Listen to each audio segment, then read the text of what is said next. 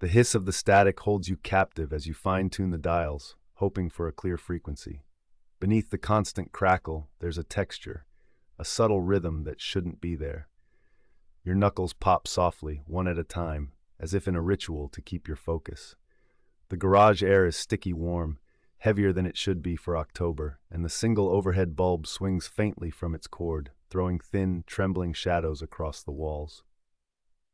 Flickering amber lights on outdated equipment glow softly, pulsing with the adjustment of knobs. The radio console hums like an old animal stirring from sleep. Your fingers twitch as the hiss deepens, flattening into a low, rolling buzz. You twist the knob again. One more adjustment. Then, help me. The voice is faint but undeniable, threading through the static like a splinter beneath skin. You freeze. It wasn't a fluke. Grabbing the headphones, you jam them over your ears. The pressing hiss envelops your skull, and then the voice comes again, quieter, trembling. Help me, please. Your breath hitches, and the tang of metal fills your mouth. It's a woman's voice, frail as cobwebs brushing your cheek in the dark. You almost speak back but stop yourself. What's the protocol for talking to a ghost? Is it a ghost? You press record on the battered cassette machine, the tape spooling to life with a grinding hum. Your uncle had warned you about things like this, his stories of rogue signals and haunting transmissions. You always assumed they were his way of keeping you in awe. Childish stories about phantom radio waves and missing voices. You're starting to believe them. Dust rises from the forgotten box of clippings as you dig deeper into the woman's name, Diane Mallory. The smell of mildew catches in your throat as you spread the brittle sheets across your desk. Your desk lamp creates a warped halo on the newspaper's yellowed edges. You find her photo first, a school yearbook shot, smiling but wary, her eyes flat and hollow beneath the grainy ink. Then the headline from October 1989, Local Teen Presumed Dead After Disappearance. The story is thin on details. Last seen heading home from work, case gone cold. Scribbled notes in your uncle's spidery handwriting streak along the margins. No body was found. Your pulse quickens. The radio signal can't be from 1989. Could it? You feel it now, a split-second impulse that makes you reach for your notepad instead of the lamp switch to end your night. But why this signal? Why tonight? What do they want? Each adjustment makes the voice sharper, clearer. A woman's voice gasps out fragments. It's here. Can't escape. Your hands tremble as you clutch the knob. The hiss grows louder, threatening to drown the voice out completely. But you hear the emotion buried beneath, raw fear, desperate urgency. Someone's here, watching. Another word is swallowed by static, then a low whimper. Your throat tightens. Then it happens. Your name. No mistaking it this time. The distortion wraps around it, twisting into some vile approximation of a greeting. Help me! The world tips inside you, your heartbeat a drumming in your ears. How could it know your name? Answers won't wait, not now. You lean in closer. The hiss growls, overtaking the garage entirely. The air bites with an unfamiliar chill, though the garage is warm from the low hum of the overworked equipment. Your arm brushes the desk as you lean forward, and a faint current of cool air snakes through the cracked window beside you, raising goosebumps. The static shifts again, layering like murky water swirling down a drain. And then, cutting through the low hiss like the strike of a match, a sharp, precise whisper. You're listening, aren't you? Your breath hooks. The voice is dissonant, nearly human, but the tail end of the words stumbles, fracturing into static. The old tube radio crackles violently, its warm orange glow pulsing as if catching its breath.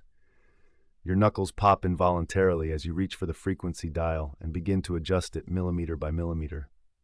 The hiss flares and softens in waves, an ocean of noise. You hold still, an animal sensing a predator approach. Who is this? You mutter, throat tightened.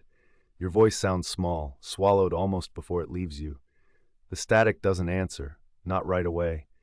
You're not even sure if you want it to, which makes the next sound all the worse. The faint distortion of several voices, layered this time, rising and falling like the mournful tones of an old hymn. They don't form words at first, just broken syllables. But then, another voice, distinct from the rest, isolated and clear. You heard us before, didn't you? When you were young. Ice floods down the back of your neck. It's not possible. You jerk away from the radio as if it snapped at you like a wild animal. When I was young, you ask aloud. Your own voice feels detached, as though coming from somewhere over your shoulder. The radio hiss devolves into a frenzied crescendo, and you kill the volume with shaking fingers. The room tilts. With one last glance at the dormant machine, its glow now faint and exhaled, you grab your cassette recorder from the shelf and pocket it on instinct. The garage feels too small, the objects around you, uncle's tools, unlabeled boxes, pressing in like silent voyeurs. The library smells of yellowed pages and faint mildew. The fluorescent lights overhead hum dully, their bluish pallor washing over the rows of sun-faded spines. The librarian watches you from her desk, her thin mouth pressed into something nearing disdain. She doesn't recognize you as a regular. You've barely crossed this threshold in years. She's already fussing with her glasses, ready to scold if anything gets out of order. You tell yourself you're here to search missing persons cases, though the silence of the place grips you, pressing its heavy thumb against your chest. The air feels heavy with expectation or judgment. Thumbing through the archives on microfilm, your focus narrows on a trend from years ago. Strange mentions in old police reports of distress calls heard across uninhabited frequencies. One entry catches your eye. Case A137, October 1968. Local authorities receive untraceable emergency signal. Content unclear. Audio reportedly included multiple overlapping voices. Search yields no findings. There are others, similar phrasing repeated as if echoed. Dispatchers reporting voices pleading for rescue, lost in some unknowable way. None of these incidents were solved. It's a dark vein running through the record, a faint hum beneath the surface of the town's lullaby. Visual, a warped map of overlapping red pins spread across photocopied police reports, windows into vanished lives. You squint closer. Not all occurrences are random. Someone had begun cross-referencing them years ago before abandoning the trail. The handwriting in the margin of one report is shaky, but legible. Signals return every 7 to 9 years. Last heard October 1990. Your hand flies into your jacket pocket, fingers fumbling to check the cassette recorder. You'd started recording before leaving the garage earlier, hadn't you? A rush of relief floods you as you feel the clunky weight of it, but freezes midstream. Why? Because you don't remember playing it back. Not yet. You press play, and the hiss greets you, as you expected. But that isn't what makes the sweat beat at your temple. After a few seconds, a voice emerges, crisp and unmistakable, ripping the air clean.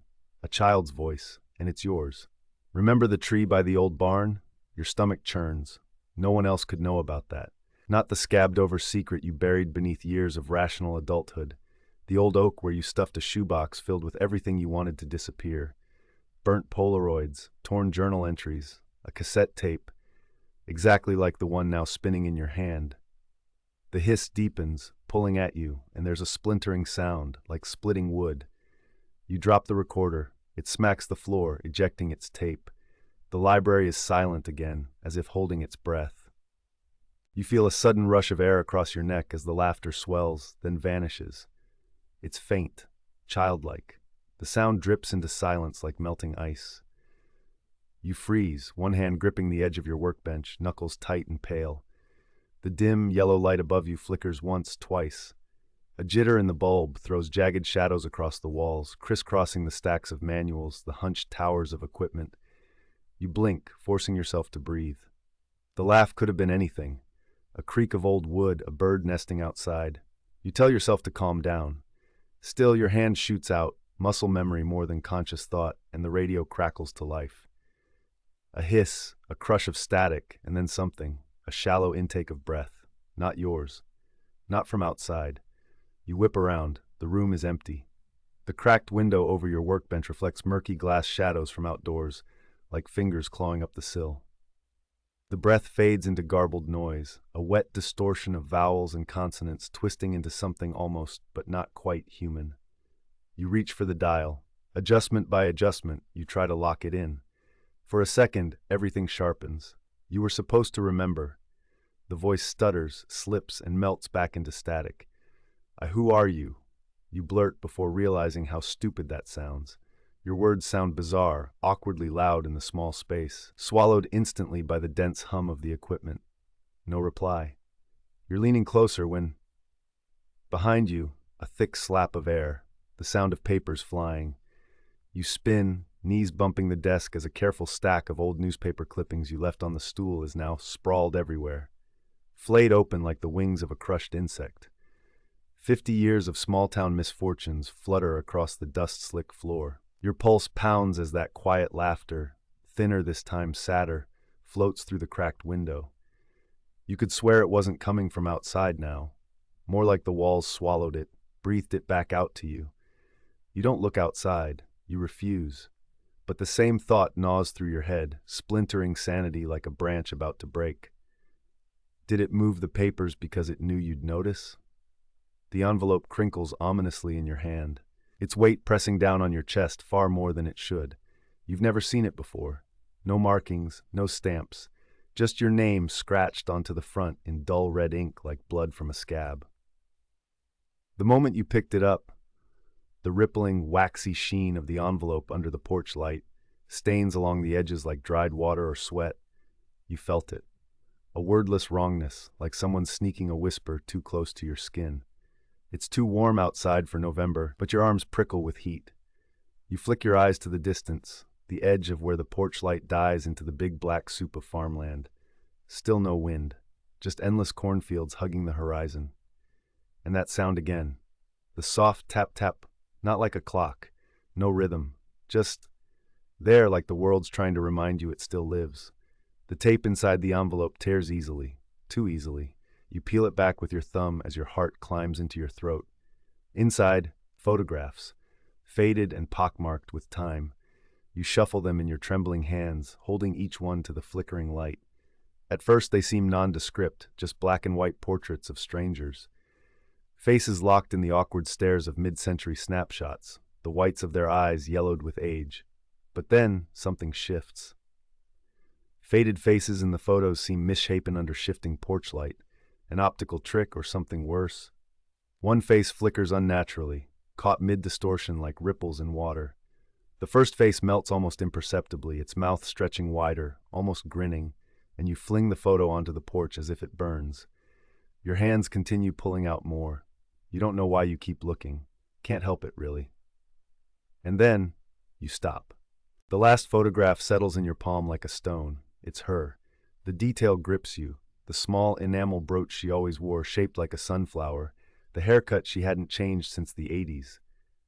It's Ms. Grossman, 8th grade math teacher. Only it isn't, not exactly. Her eyes stare back at you. Sunken. Wrong. That sense of wrongness buzzes through your skull like jittering insect wings. It's as if someone had copied her carefully from memory but slipped somehow. The mouth on her face? Hers. The eyes? Not. No smile either, just blankness. You sway where you stand, nauseated by her impossibly familiar otherness. How old is this photo? How did it get here? You've seen her at the market every Sunday since childhood. She's alive, isn't she? A distant sound snaps you upright, dumping breath back into your lungs. Something from around the garage, rustling. Then something sharper, a scrape of gravel, thin like nails on slate. You clutch the photo instinctively, crushing its corner. And there it is, circling back, the nervous laugh. Softer now than before, filtering in from nowhere in particular, and yet, everywhere. The porch light spasms. The static becomes deafening, filling your ears with whispers, voices stacking upon themselves in an impossible conglomeration. Words blur into tones, then into screams under breath. Your hand trembles over the frequency dial, palm slick with sweat. The porch light sputters twice, then dies completely. Shadows crowd the edges of the garage. You can't see the door now. Can't see out. Only the green LED glow of the equipment remains. It pulses faintly, irregular, like a heartbeat gasping its last. Visual, the soft strobing green glow paints the room in sickly waves, its rhythm thrown off, flickering faster than before. Another burst of static, louder. It claws at your skull, sharp as glass shards. You bite the insides of your cheeks, welcoming the sting, anything to ground you. Help, the voices croak. One voice at first, feminine but warped. Then it fractures, multiplying a dozen,